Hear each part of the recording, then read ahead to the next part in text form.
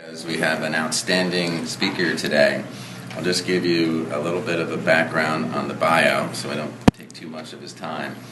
You might remember Gene Pisasale. I can tell you he's an outstanding author, and his topic today is going to be something. Thank you all for having me here again today.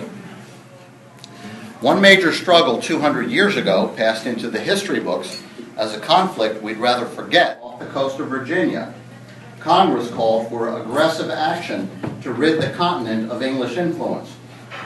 After much debate, but the war for independence is yet to be fought. As Britain purchased 80% of our cotton and 50% of all other U.S. exports, who'd never actually planned a major offensive, didn't help things any. Hull was a relic of the Revolutionary War, out of shape, that in the 20th century was known as Michigan Avenue.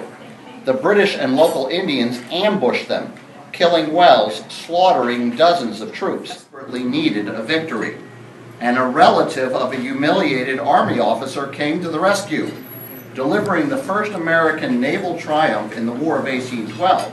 English commanders felt attacks on critical American ports would bring success. The Chesapeake Bay area was a vital lifeline of trade and food supply. The Americans were about to experience the horrors of war as they'd never seen before. 2 flags of first-quality bunting were ordered from Mary Pickersgill, a maker of colors and stripes, 2 feet in width. It was large enough to fill this room. He got his wish. Ross was almost instantly killed by a sniper. His troops rested for the night, unwittingly providing a much-needed break for the Americans. They were so well constructed, the English eventually halted the land offensive. The bombardment of Fort McHenry began early in the morning of September 13th, 1814. Yet the words might never have been written if he hadn't been shocked into action. A devout Episcopalian, he'd been fervently opposed in one of them. He was the only person at Fort McHenry who knew the powder magazine was not bombed.